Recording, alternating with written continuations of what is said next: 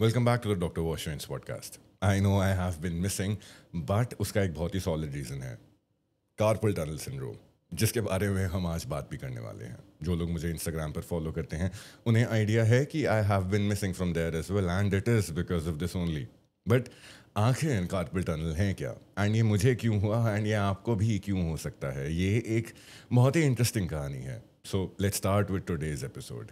This is the doctor wash trains podcast. मेरा नाम है doctor Aakash Sehgal. Let's dive इन।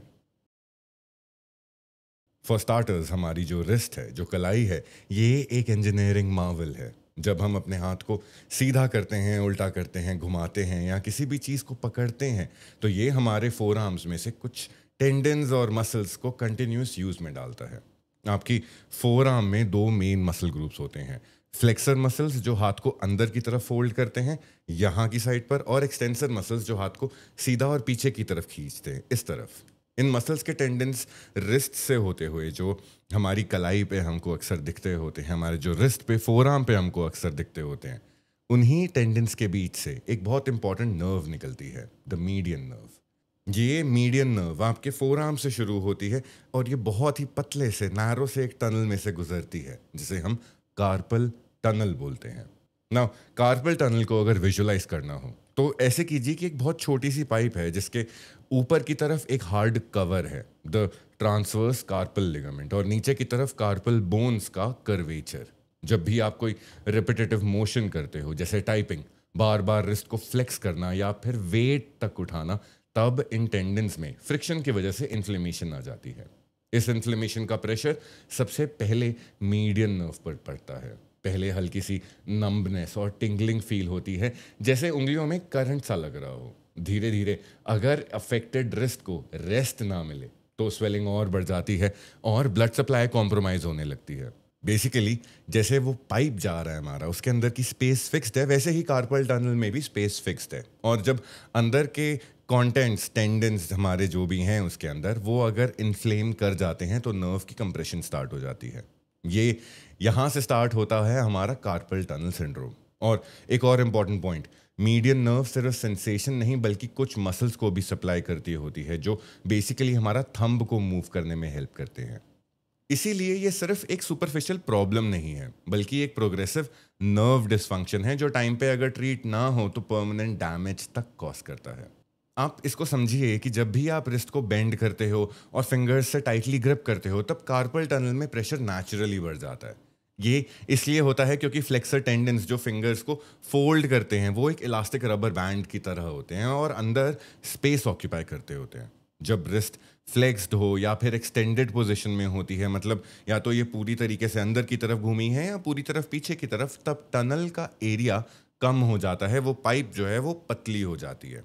और जब इस फ्लेक्शन के साथ ग्रिप भी ऐड हो जाता है, फॉर एग्जांपल आप किसी चीज़ को पकड़ भी लेते हैं अगर, तो टेंडेंस और मीडियन नर्व के बीच डायरेक्ट मैकेनिकल कांटेक्ट होता है, जिस वजह से नर्व कंप्रेस होती है। नाउ अगर मैं कोई स्क्रू ड्राइवर देख रहा हूँ, कोई स्क्रू ड्राइवर से मेरे को कोई अगर नट टाइट करना है, कोई स्क्रू टाइट करना है या लूज करना है, तो मैंने इसको अपने हाथ में ग्रिप भी करा हुआ है। आई नो ये बहुत ही अननेचुरल ग्रिप है, but this is just for representational purposes.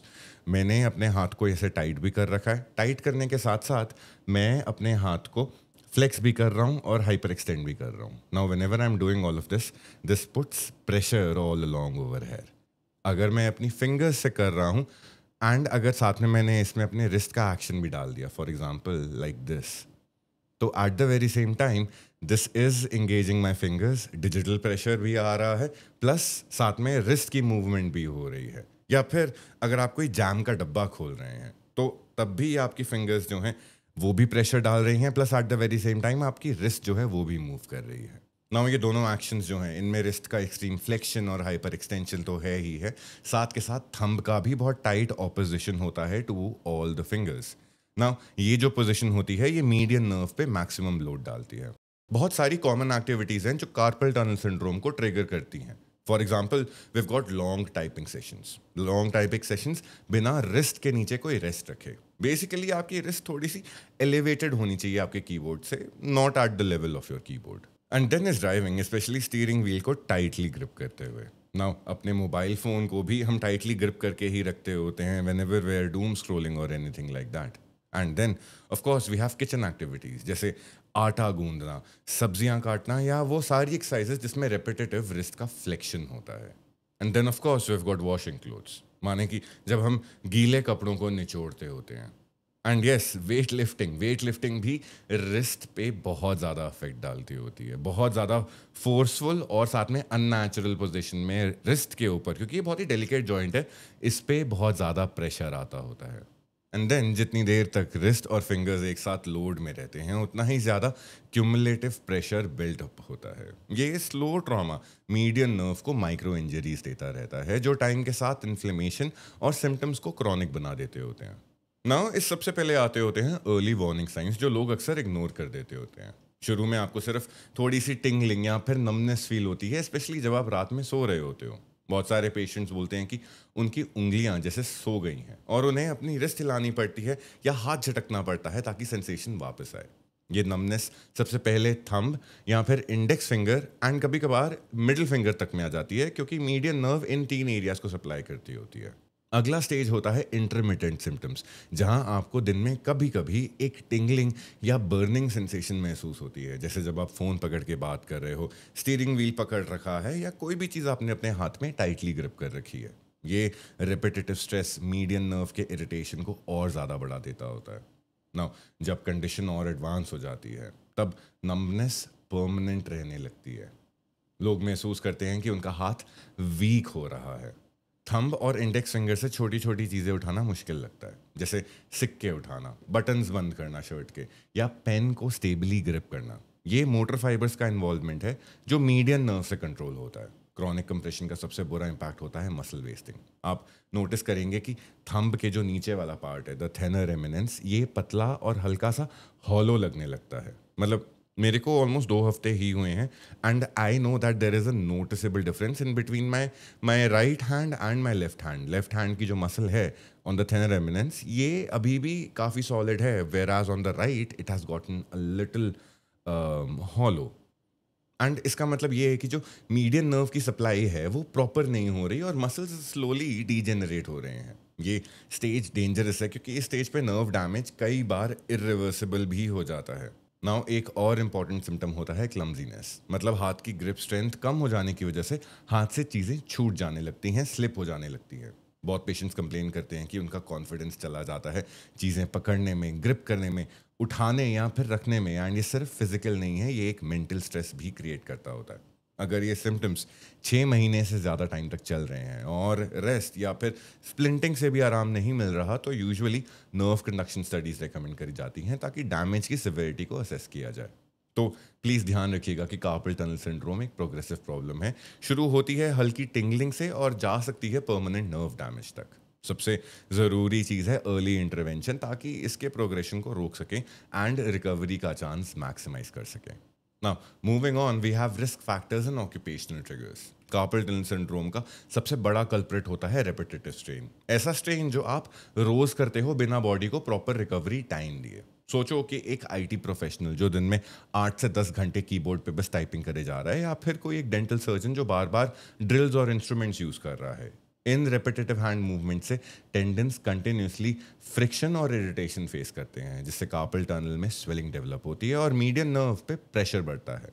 And I know ये कैस्केड थोड़ा सा डिफिकल्ट हो गया समझने में, बट ध्यान रखिए, आपका कोई भी रेपिटेटिव हैंड मूवमेंट हो रहा है, उस वजह से आपके जो टेंडेंस हैं वो कंटिन्यूसली फ्रिक्शन और इरिटेशन क्रिएट कर रहे हैं विद द नर्व। इस वजह से कार्पल टनल में स्वेलिंग डेवलप हो रही है एंड ऑफ कोर्स आपके मीडियन नर्व पे इसी वजह से प्रेशर पड़ रहा है। फैक्ट्री वर्कर्स जो कोई भी असेंबली लाइन में काम करते हैं, या लोग जो बार बार रिस्क को फ्लेक्स या फिर एक्सटेंड करते होते हैं, उनमें भी ये रिस्क बहुत ज़्यादा होता है। एंड ये सिर्फ ऑक्यूपेशनल नहीं है, मेटाबॉलिक डिसऑर्डर्स भी कार्पल टनल सिंड्रोम को और ज़्यादा सिवियर बना देते होते हैं। डायबिटीज़ मेलाइटिस में हाई ब्लड शुगर नर्व्स की ब्लड सप्लाई को डैमेज कर देते होते हैं एंड नर्व डीजेनरेशन को स्लो करते हैं। इसी वजह से डायबिटिक्स में नर्व कंप्रेशन का टॉलरेंस और कम हो जाता है और सिम्टम्स जल्दी प्रोग्रेस करते होते हैं। ओबेसिटी भी एक मेजर कंट्रीब्यूटर है। ज़्यादा एडिपोज टिश्यू रिस्ट में फ्लूइड रिटेंशन को बढ़ाता है और टनल के अंदर का प्रेशर और ज़्यादा बढ़ जाता होता है। यही रीज़न है कि ओवरवेट इंडिविजुअल्स में कार्पल टनल सिंड्रोम का प्रेवलेंस सिग्निफिकेंटली हाई रहता होता है। देन हाइपोथायरॉयडिज्म भी एक साइलेंट एम्पलीफायर है। जब थायराइड हार्मोन्स कम होते हैं, बॉडी में जनरलाइज्ड फ्लूइड एक्यूमुलेशन हो जाता होता है, इंक्लूडिंग कनेक्टिव टिश्यूज के अंदर। एंड ये फ्लूइड बिल्डअप कार्पल टनल के अंदर भी स्वेलिंग क्रिएट करता है। नाउ हाइपोथायरॉयड पेशेंट्स में अर्ली मॉर्निंग स्टिफनेस और नमनेस बहुत कॉमन कंप्लेंट होती है। एंड इंटरेस्टिंगली हार्मोनल फ्लक्चुएशंस जैसे प्रेगनेंसी के दौरान फ्लूइड रिटेंशन भी मीडियन नर्व कंप्रेशन का कॉज बन सकता होता है। Pregnancy induced carpel tunnel syndrome usually delivery के बाद इंप्रूव हो जाता है, लेकिन कभी कभी ये क्रॉनिक भी हो सकता है। समझने की बात यह है, अगर आप रिपीटेटिव स्ट्रेन और मेटाबॉलिक डिसऑर्डर दोनों के कॉम्बिनेशन में हो तो रिस्क और मल्टीप्लाई हो जाता है। इसलिए लाइफस्टाइल, ऑक्यूपेशन और हेल्थ कंडीशंस सब फैक्टर्स मिलकर कार्पल टनल सिंड्रोम को ट्रिगर करते होते हैं। नाउ कार्पल टनल सिंड्रोम का डायग्नोसिस मेनली क्लिनिकल एग्जामिनेशन और नर्व स्टडीज पे बेस्ड होता है। पहले हम दो सिंपल टेस्ट डिस्कस करते हैं जो आप घर में भी अपनी स्क्रीनिंग के लिए ट्राई कर सकते हैं। सबसे पहले होता है फैलेंस टेस्ट। ये टेस्ट करने के लिए आपको अपने दोनों हाथों को फ्लेक्स करके जोड़ना है एंड रिस्ट को पूरा फ्लेक्स करके रखना है, मतलब हाथ नीचे लटका लेने हैं। For example like this. Now इस पोजीशन में 30 to 60 सेकेंड्स तक अपने हाथों को रखना है। अगर टिंगलिंग, नमनेस या फिर बर्निंग सेंसेशन आपके थंब, इंडेक्स और मिडिल फिंगर में डेवलप हो रही है, देन टेस्ट पॉजिटिव माना जाता है। एंड दूसरा है टिनेल्स साइन। इसमें रिस्ट पे टैपिंग करते होते हैं, coming from the outside to the inside. Now अगर टैपिंग से किसी भी उंगली में एक इलेक्ट्रिक शॉक जैसी सेंसेशन या फिर टिंगलिंग फील होती है, तब टिनेल्स साइन पॉजिटिव होता है। ये दोनों टेस्ट कंफर्मेटरी नहीं होते हैं, लेकिन बहुत स्ट्रॉन्ग इंडिकेटर्स होते हैं कि मीडियन नर्व कंप्रेस्ड है। नाउ अगर आपके सिम्टम्स सिवियर हैं या फिर क्रॉनिक हो गए हैं, तब डॉक्टर्स आपको नर्व कंडक्शन स्टडीज या फिर इलेक्ट्रोमायोग्राफी EMG रिकमेंड करते हैं।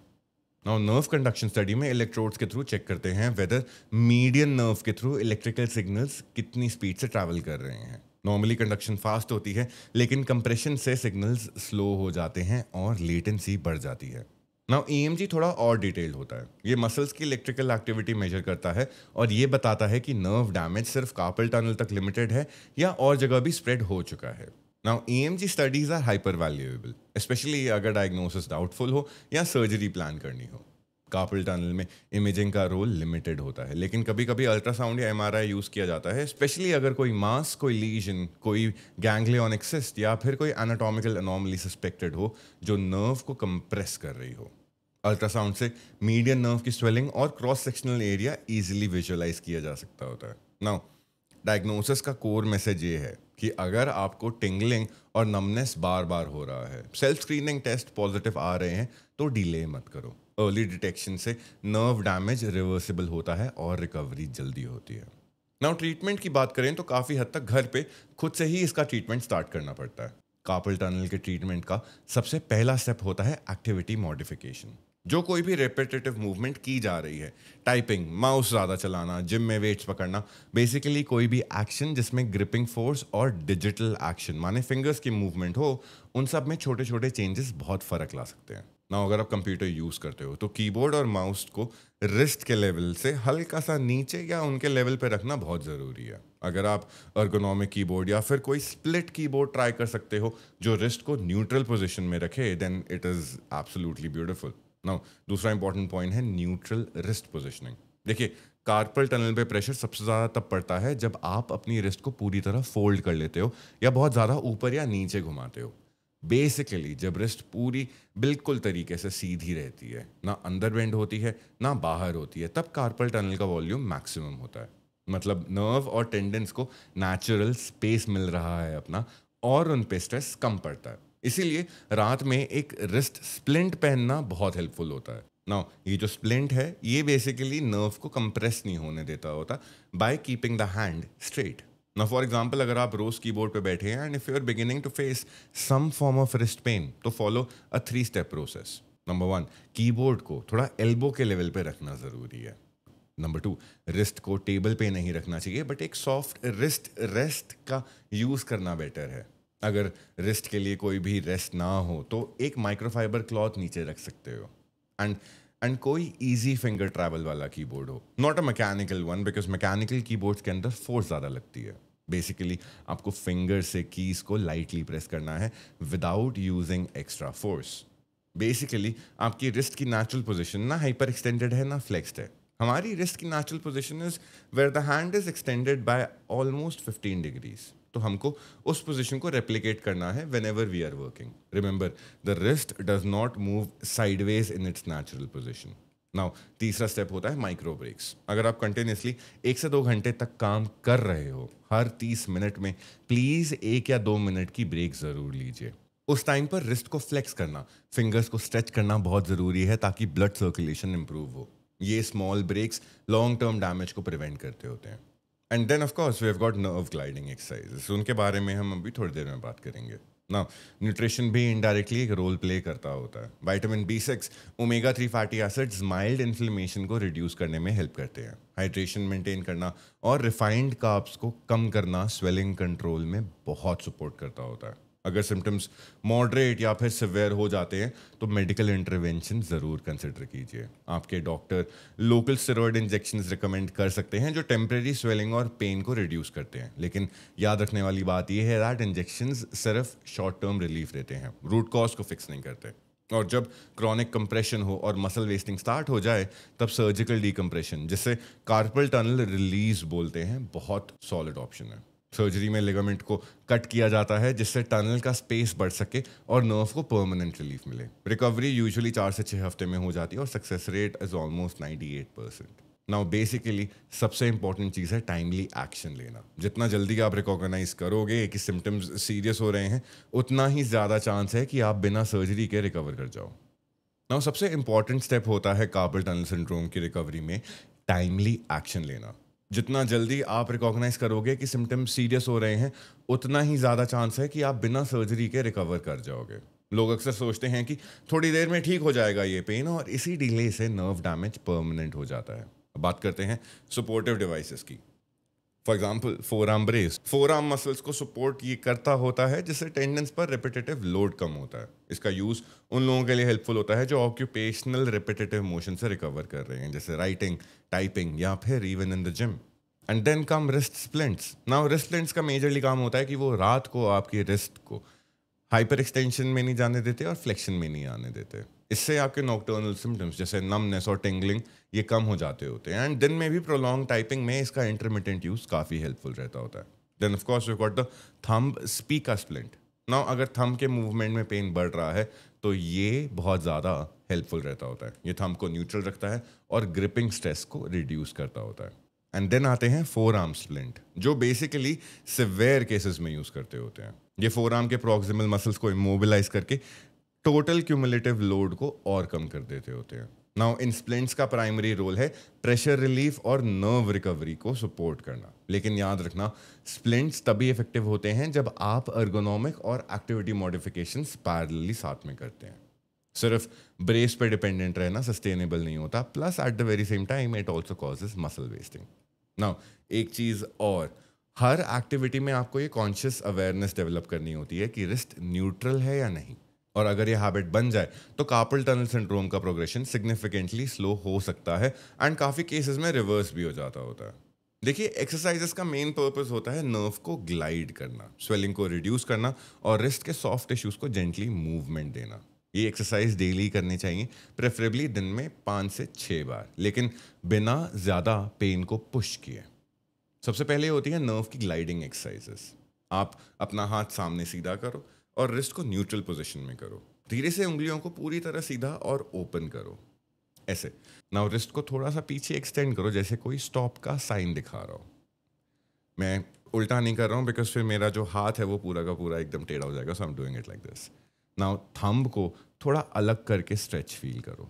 व्हेन वी डू दिस, ये इसको 5 सेकेंड होल्ड करो एंड देन फिर रिलैक्स करो। And then we have got tendon gliding sequence. ये टेंडन्स को फ्री करने में हेल्प करता होता है। हाथ को बेसिकली सीधा रखो, फिंगर्स पूरी तरह खोलनी है एंड अब हमने फिंगर्स को कर्ल करना है जैसे कोई हुक बना रहे हैं। ध्यान रखिएगा, थंब को अभी नहीं करना। फोल्ड जैसे ही करा हमने एक फिस्ट बनाई, लेकिन थंब को अभी भी बाहर रखा हुआ है। नाउ वापस ही से अपने फिंगर्स को सीधा करना है। इस पोजीशन को 3 से 5 सेकेंड हर एक स्पेसिफिक स्टॉप पे होल्ड करना है। पूरी साइकिल को 5 बार रिपीट करना है एंड दिन में कम से कम 8 से 10 बार। Then we have got the wrist flexor stretch. ये फोर आर्म की मसल्स को रिलैक्स करने के काम आता होता है। अफेक्टेड हाथ को सामने सीधा की तरफ रखना है एंड दूसरे हाथ से फिंगर्स को पकड़ के नीचे की तरफ खींचना है। बेसिकली सारा का सारा स्ट्रेच फील करना है, 10 से 15 सेकेंड होल्ड करना है एंड देन रिलैक्स। दिन में 5 से 8 बार। Then we've got the wrist extensive stretch. ये ऑपोजिट साइड का स्ट्रेच है। हाथ को सीधा रखना है, रिस्ट को फ्लेक्स करना है, बेसिकली अंदर की तरफ फोल्ड करना है ना, दूसरे हाथ से फिंगर्स को और अंदर खींच कर स्ट्रेच करना है। 10 से 15 सेकंड का होल्ड करना है एंड दिन में 5 से 8 बार करना है। ये एक्सरसाइजेस माइल्ड सिम्टम्स में बहुत ज़्यादा इफेक्टिव होती हैं क्योंकि ये सर्कुलेशन इंप्रूव करते हैं एंड टनल के अंदर के प्रेशर को नेचुरली रिड्यूस करते होते हैं। Now let's talk about basic OTC medications. अगर पेन और स्वेलिंग ज़्यादा हो तो कुछ ओवर द काउंटर मेडिकेशंस आप ले सकते होते हैं शॉर्ट टर्म रिलीफ के लिए, लेकिन याद रखिए ये सिर्फ सिम्टोमेटिक रिलीफ देते हैं, रूट कॉज को फिक्स नहीं करते। सबसे पहले आता होता है हमारा एनएसएड्स। एनएसएड्स जैसे आइबुप्रूफिन या फिर अपना रेगुलर ब्रूफिन माइल्ड स्वेलिंग और पेन को रिड्यूस करते होते हैं एंड ये हमेशा खाने के बाद लेनी चाहिए ताकि पेट पर ज़्यादा इरिटेशन ना हो। Then of course we can put in topical anti inflammatory gels जैसे वॉलिनी या डायनापार। आप इनको लगा के मसाज कर सकते हैं एक दिन में 2-3 बार। बट प्लीज़ हमें एक इम्पॉर्टेंट चीज़ है कि अगर एक हफ्ते के बाद भी, एक हफ्ते के पेन के बाद भी जब आप मेडिसिन ले रहे हैं, एक्सरसाइज कर रहे हैं, तब भी पेन परसिस्ट कर रहा है या वीकनेस बढ़ रही है तो प्लीज़ किसी ऑर्थोपेडिक या फिर एक न्यूरोलॉजिस्ट को कंसल्ट कीजिए। अब बात करते हैं कुछ प्रैक्टिकल स्टेप्स की जो कि आप हर दिन फॉलो कर सकते हैं कार्पल टनल सिंड्रोम को प्रिवेंट या फिर मैनेज करने के लिए। सबसे पहला फोकस होता है वर्क स्टेशन मॉडिफिकेशंस पे। आपका कीबोर्ड और माउस आइडियली ऐसे सेट होना चाहिए कि रिस्ट ऑलमोस्ट स्ट्रेट रहे, ना ज़्यादा फ्लेक्स्ड हो और ना ज़्यादा एक्सटेंडेड। अगर आप लैपटॉप यूज़ कर रहे हो तो एक एक्सटर्नल कीबोर्ड और माउस बहुत ज़्यादा हेल्पफुल रहते होते हैं। कीबोर्ड की हाइट इतनी होनी चाहिए कि एल्बोज 90 डिग्री पे फोल्ड हो और रिस्ट न्यूट्रल अलाइनमेंट में रेस्ट कर रही हो। एंड माउस को यूज़ करते टाइम अपना पूरा फोर आर्म टेबल पे सपोर्ट में रखना चाहिए, इससे मीडियन नर्व पे स्ट्रेन कम पड़ता है। दूसरी इंपॉर्टेंट चीज़ है माइक्रो ब्रेक्स और स्ट्रेचिंग रूटीन्स। रिसर्च ने क्लियरली दिखाया है कि हर 30 से 40 मिनट में 1-2 मिनट का ब्रेक लेने से रेपिटेटिव स्ट्रेन डिसऑर्डर्स का रिस्क बहुत कम हो जाता है। सिंपल रिस्ट स्ट्रेचेस और नर्व ग्लाइडिंग एक्सरसाइजेस आप डेस्क पे बैठकर भी कर सकते हैं। नाउ न्यूट्रिशनल और मेटाबॉलिक फैक्टर्स भी बहुत इंपॉर्टेंट होते हैं। नर्व हेल्थ को सपोर्ट करने के लिए विटामिन B6, B12 और एक मैग्नीशियम रिच डाइट लेना बेनिफिशियल होता है। अगर आप डायबिटिक हो या हाइपोथायराइडिज्म से सफ़र कर रहे हो तो शुगर और थायराइड लेवल्स को रेगुलरली मॉनिटर करना चाहिए क्योंकि ये मेटाबॉलिक इम्बैलेंसेस CTS को सिवियर बना देते हैं। एडिक्वेट हाइड्रेशन और एंटी इन्फ्लामेटोरी फूड्स जैसे omega 3 for example fish, flaxseed, green leafy vegetables और नट्स, ये भी लॉन्ग टर्म रिकवरी को सपोर्ट करते होते हैं। एक और छोटी बट बहुत पावरफुल हैबिट है रात को रिस्ट स्प्लिंट पहनना, स्पेशली अगर आपको रात में टिंगलिंग होती है अपनी उंगलियों में। ये सिंपल इंटरवेंशन मीडियन नर्व को न्यूट्रल पोजीशन में रख के हीलिंग को एक्सेलरेट करता होता है। ये सब बेसिकली लाइफस्टाइल चेंजेस लगता है बहुत छोटी छोटी चीज़ें हैं, लेकिन अगर डिसिप्लिन से फॉलो किया जाए तो सिम्टम्स काफ़ी हद तक कंट्रोल हो जाते हैं और सर्जरी का रिक्वायरमेंट डिले या फिर अवॉइड भी हो सकता है। Now this was my take on carpal tunnel syndrome. Honestly I have intermittently suffered from this for years now. कभी किसी फिंगर में टिंगलिंग हो रही है तो कभी थंब में मसल वेस्टिंग हो रही है, and honestly I am glad that I can bring my take on it over है। ध्यान रखने वाली बात यह है कि early intervention, maintaining a proper nutritional balance and good ergonomics, चाहे आप काम कर रहे हो अपने लैपटॉप के ऊपर या फिर इवन आप अगर आप जिम में हो तो they are very important. If you stay till here, all the best in your recovery. This is the doctor wash podcast. My name is doctor Aakash Sehgal and thank you for making health a dinner table conversation.